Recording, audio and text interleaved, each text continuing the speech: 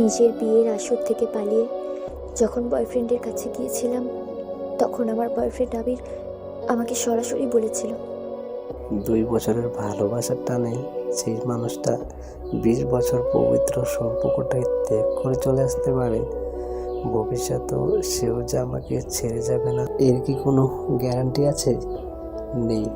আমি তোমাকে গ্রহণ করতে পারলাম না, তোমাকে গ্রহণ করার মতন অবস্থায় আমি নেই। বয়ফ্রেন্ড গার্লফ্রেন্ডের ভালোবাসা খুব তুচ্ছ। আমি কখনোই নিজের গার্লফ্রেন্ডের জন্য নিজের বাবা মাকে ছাড়বো না, যেমনটা তুমি করেছ। আবিরের এমন কথার জবাবে আমার কি বলা উচিত ছিল আমি বুঝে উঠতে পারছিলাম না। কোনো অপমান বোধ হচ্ছিল না, কারণ আবিরকে আমার দরকার। কেন জানি নিজের কানকেও বিশ্বাস করতে পারছিলাম না। আবির আমাকে এসব কথা বলছে, কারণ নিজের পরে যদি কাউকে বেশি ভালোবেসে থাকি তাহলে সেই মানুষটা আবির। নিজের থেকেও তাকে বেশি বিশ্বাস করি। সেই বিশ্বাসকে পুঁজি করেই তো নিজের বাবা মায়ের মুখে চুনকালি মাখিয়ে বিয়ের আসর থেকে পালিয়ে এসেছি।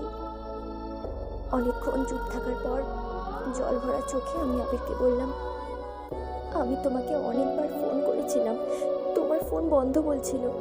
তোমাকে খবর পাঠানোরও চেষ্টা করেছি, কিন্তু পারিনি।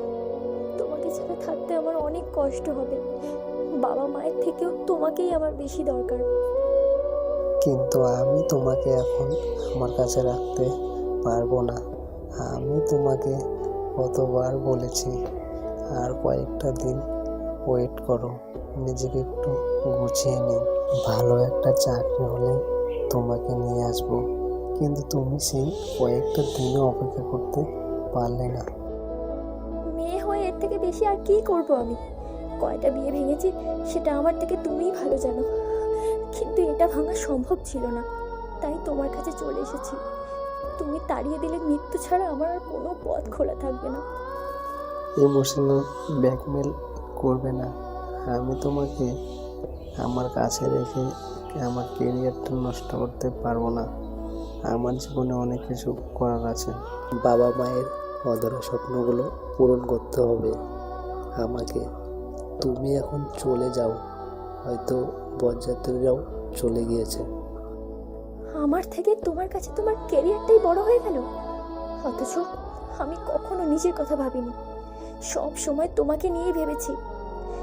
এখন বাড়ি ফিরে গেলে বাবা আমাকে মেরে ফেলবে, তার থেকে ভালো তো নিজেই নিজেকে শেষ করে দিই।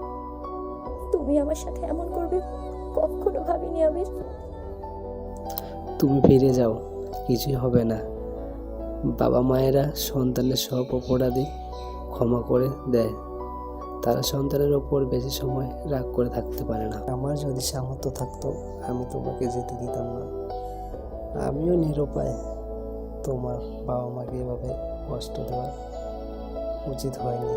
তোমার